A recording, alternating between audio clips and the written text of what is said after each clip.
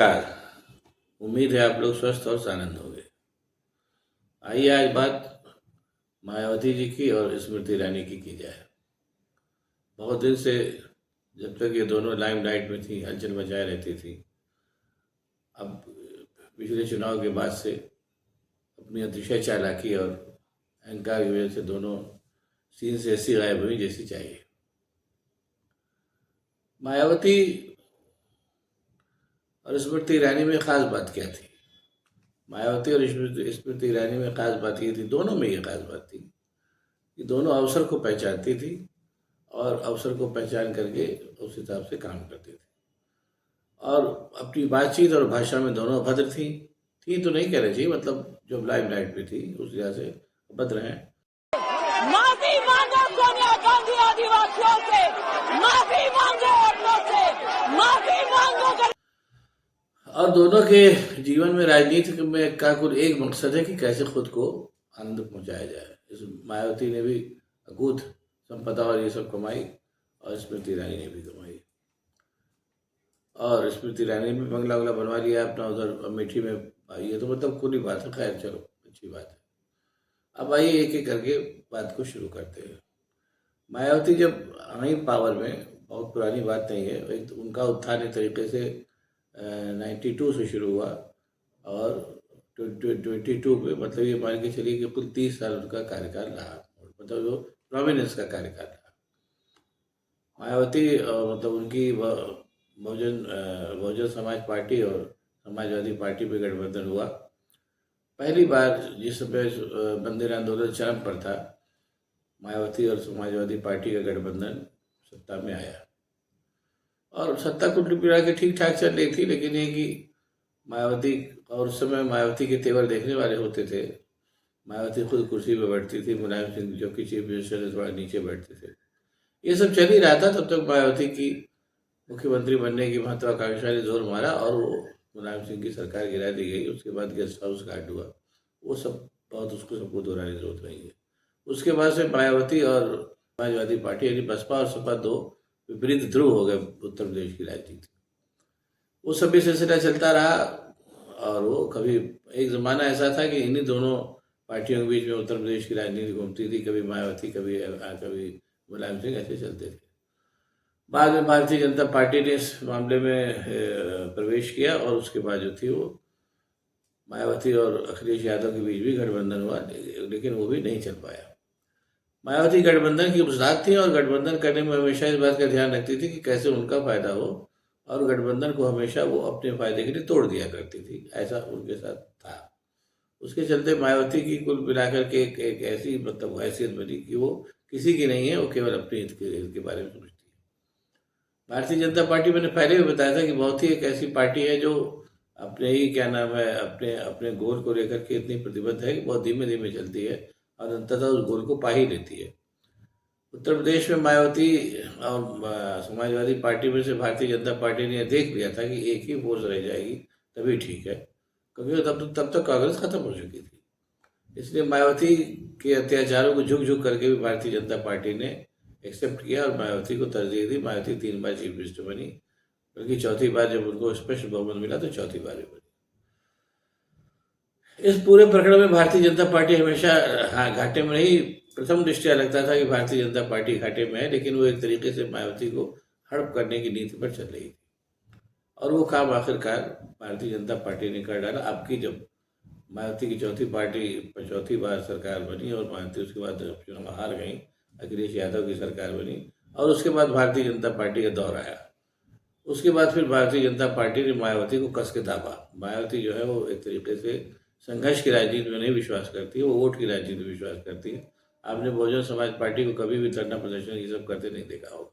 उनको नियम है कि उनका निर्देश है कि जब पावर में आएंगे तो अपना काम हम करेंगे। और उसके चलते ऐसा कहा जाता है, ये किस हद तक सही है मुझे नहीं मालूम, लेकिन ऐसा कहा जाता है कि मायावती जेल जाने से बहुत डरती हैं। और बेईमानी तो सबने की है, मायावती ने भी की है, ये भी मानी बात है। उसी का डर दिखा दिखा करके फिर भारतीय जनता पार्टी ने समाजवादी पार्टी को ख़त्म करने के लिए मायावती का इस्तेमाल करना शुरू किया। समाजवादी पार्टी को ख़त्म करने और कांग्रेस पार्टी को मतलब कमज़ोर करने। कई इलेक्शंस में मायावती ने भारतीय जनता पार्टी को फायदा पहुंचाने के लिए रणनीति चली। उनका ये मानना था कि भारतीय जनता पार्टी की मदद करके हम एक ही खिलाड़ी रह जाएंगे उत्तर प्रदेश में, और समाजवादी पार्टी और कांग्रेस को तो भारतीय जनता पार्टी ले ही डूबेगी, अंत में हम रह जाएंगे और हमारा भी बोलबाला उत्तर प्रदेश में रहेगा। ये रणनीति मायावती ने निकाली। लेकिन मायावती को नहीं मालूम था कि समय पलट जाएगा और समय पलट करके राहुल गांधी का आविर्भाव हो जाएगा। राहुल गांधी का जो आविर्भाव हुआ एक तरीके से ये कोई सोच नहीं सकता था कि वैसा आविर्भाव होगा जैसा उनका हुआ। जो कैलकुलेशन की जो राजनीति होती है और जाति की जो राजनीति होती है, उसमें उस राजनीति के क्या नाम है तराजू पर राहुल गांधी का आविर्भाव नहीं हुआ। वो पैदल चलने लगे, उसके बाद धीरे से एकदम से वो राष्ट्रीय नेता के तौर पर उभर के सामने आए और सारे कैलकुलेशन जो थे उनको ध्वस्त कर दिया। उसी कैलकुलेशन के ध्वस्त होने में जो एक कैलकुलेशन था कि समाजवादी पार्टी को हड़प जाएगी भारतीय जनता पार्टी, वो भी ध्वस्त हो गया। समाजवादी पार्टी सत्ता पर आ गई, भारतीय जनता पार्टी को काफ़ी सांघातिक नुकसान पहुंचा और उसी क्रम में मायावती भी खत्म हो गई। उनकी पार्टी की इस बार कोई भी सीट नहीं गई। ये जो पूरा का पूरा जो सिनेरियो रहा, ये बताता है कि अपनी अतिशय चालाकी, जैसे मैंने पहले भी कहा कि अतिशय चालाकी और अपने स्वार्थ के चलते मायावती जो थी वो चुनाव हार गई और आज की तारीख में उनका कोई नाम लेवा नहीं है। ये कुल मिला के उनकी परिणति हुई। यानी एक ऐसी नेत्री जिसके राष्ट्रीय राजनीति पर भी फर्क छा जाने की संभावना थी, और एक ज़माना ऐसा था भी कि लोग उनके अंदर प्राइम मिनिस्टर का मटीरियल देखने लगे थे। और एक बार तो उनको बरगला भी दिया था उनके क्या नाम है तीसरे कार्यकाल में कि साहब आप तो प्रधानमंत्री बनेंगे। वो पता चला कि वो दौरे करने लगी देश भर के, और नतीजा है कि मुख्यमंत्री पद से भी गए, प्रधानमंत्री तो उनको नहीं बनना था। ये मैंने पहले भी कहा था, आज फिर कह रहा हूँ कि अक्सर मैं ये देखता हूँ कि उत्तर प्रदेश के जो मुख्यमंत्री होते हैं वो लंबी परंपरा रही है, इसमें योगी आदित्यनाथ इस परंपरा में शामिल है कि उत्तर प्रदेश का मुख्यमंत्री बनने के बाद उनको सबको लगता है कि अब तो वो प्रधानमंत्री बन ही जाएंगे। इस प्रत्याशा में वो उत्तर प्रदेश के मुख्यमंत्री पद का कभी काम नहीं करते हैं और प्रधानमंत्री पद में जो ताड़ा लगाने लगते हैं, उसके चलते वो प्रधानमंत्री में नहीं बन पाते, उत्तर प्रदेश के मुख्यमंत्री पद से भी जाते हैं। ऐसा कई लोगों के साथ हुआ है। फिलहाल ये जो है मायावती के साथ होने के बाद अब की नंबर जो है वो क्या नाम है योगी आदित्यनाथ का है। इसको आप लोग देख लीजिएगा। योगी आदित्यनाथ शासन के मामले में निहायत जिसको कहना चाहिए कि अक्षम साबित हुए हैं। उनके शासन में कुछ भी अचीवमेंट नहीं है और उनका परिणाम उनको दिखाई भी दिया गया है, जिसको ये कह के तो छुपाया जा रहा है कि ये योगी और क्या नाम है शाह की लड़ाई में उत्तर प्रदेश से भाजपा गायब हुई है। ऐसा नहीं है। भाजपा को जो कम सीटें मिली उत्तर प्रदेश में, उसका मुख्य कारण, शुद्ध कारण जो है पूरी तरीके से योगी आदित्यनाथ की इनकॉम्पिटेंस और उनका क्या नाम है क्रोधी व्यवहार है। ये मानी बात है। हाँ, अभी इसको कोई कहेगा नहीं, लेकिन जब चीज़ें सामने आएंगी, जब योगी आदित्यनाथ की कुर्सी उत्तर प्रदेश से भी चली जाएगी तो सब चीज़ें सामने आएंगी, आप लोग देख लीजिए। तो जो मैं कह रहा था कि अपने इसी तरीके से अपने अहंकार और क्या नाम है उसके चलते क्या नाम है स्वार्थ के चलते मायावती जो थी राजनीति से बाहर हो गई। अब आज की तारीख में वो कहाँ है, क्या कर रहे हैं, इसको जानने में किसी की दिलचस्पी ही नहीं है। एक ऐसी नेता जो राष्ट्रीय क्षितिज पर छा सकती थी, वो कहाँ है आज की तारीख में किसी को नहीं पता, न किसी की जानने में दिलचस्पी है।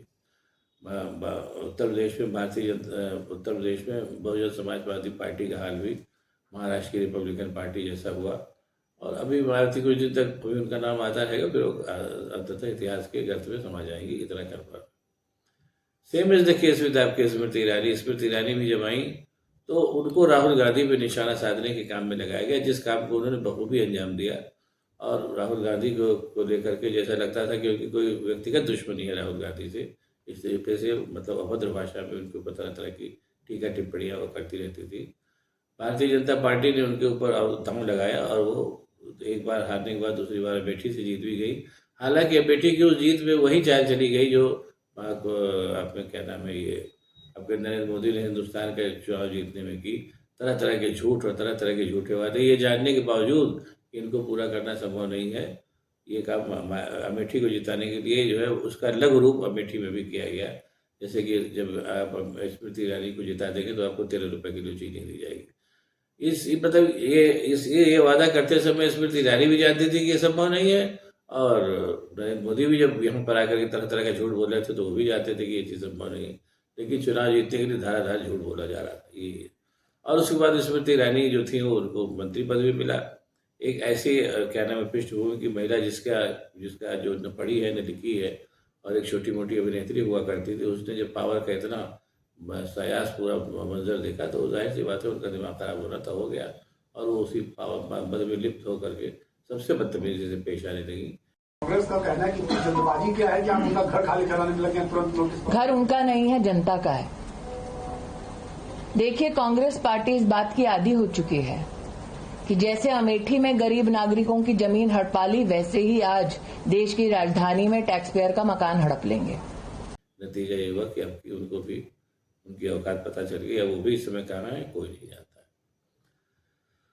और राहुल गांधी ने बहरहाल फिर एक तरीके से तो इसको लोग राहुल गांधी की सदाशयता ही कह रहे हैं, सदाशयता है भी, लेकिन एक तरीके से देखा जाए तो ये तमाचा भी है। एक आदमी जो है कह रहा है कि भाई इसको गाली मत दो, ये बुरी बात है। जो मैंने एक चीज़ देखी है, मैं इसको फिर कह के बात खत्म करूँगा कि जब से जाति और धर्म की राजनीति प्रोमिनेंट हुई है, इसमें कि इस बात की पहले क्या होता था कि जब जाति और धर्म की राजनीति नहीं थी, तो मैं पहले भी बता चुका हूँ, आज एक बार फिर कह रहा हूँ कि उस समय तमाम नेता हुआ करते थे जो अपनी अपनी पार्टियों में और अपने अपने चुनाव क्षेत्रों में हमेशा सक्रिय रहते थे और लोग उनसे आसानी से मिलजुल सकते थे और विधानसभा और संसद के सत्रों में भाग लेने के बाद अपने क्षेत्रों में ही पाए जाते थे। मुझे याद है मैं कानपुर में उस समय पढ़ता था, क्या नाम है, कानपुर में क्राइस्ट चर्च कॉलेज में, ये 80-82 की बात है। तो कानपुर के जो मेंबर ऑफ पार्लियामेंट हुआ करते थे, मुझे उनका नाम नहीं याद आ रहा है, एक भारत रेस्टोरेंट हुआ करता था, उसी में पाए जाते थे हमेशा। वो कोई भी जाके उनसे मिल सकता था, अपनी बात कह सकता था।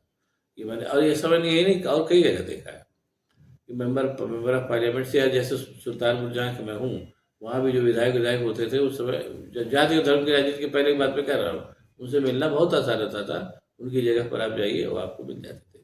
आप अपनी बात कहिए, काम हो ना हो वो एक अलग बात है, बट दे वर अवेलेबल, और वो ऐसा होता था। लेकिन और वो इस ऐसा करना उनकी इसलिए भी मजबूरी थी कि अगर वो ऐसा न करते तो चुनाव हार जाते। लेकिन जाति और धर्म की राजनीति पे एक काम ये शुरू हुआ कि वोट जाति और धर्म के नाम पर पड़ने लगे, व्यक्ति उसमें जो था उतना इम्पोर्टेंट नहीं रह गया। पता चला कि जाति और धर्म की राजनीति में आपने जिसको जहाँ से खड़ा कर दिया वो चेहरा जीत गया, बिना काम के 5 साल उसने बिताया और गायब हो गया। अगली बार फिर उसी जाति और राजनीति के उन्माद में कोई दूसरा चेहरा जीत गया जो बिना काम के गायब हो गया।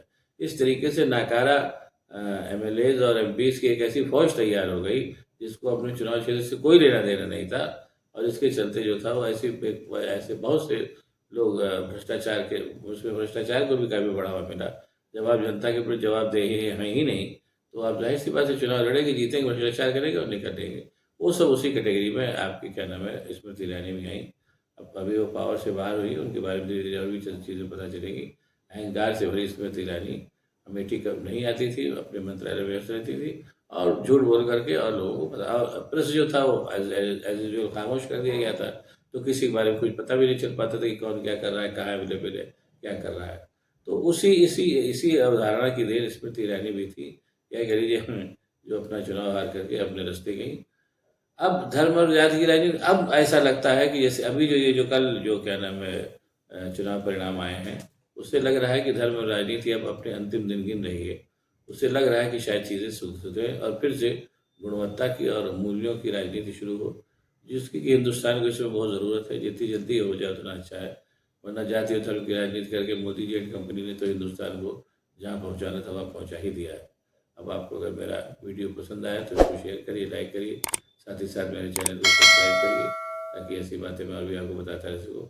बहुत बहुत धन्यवाद, नमस्कार।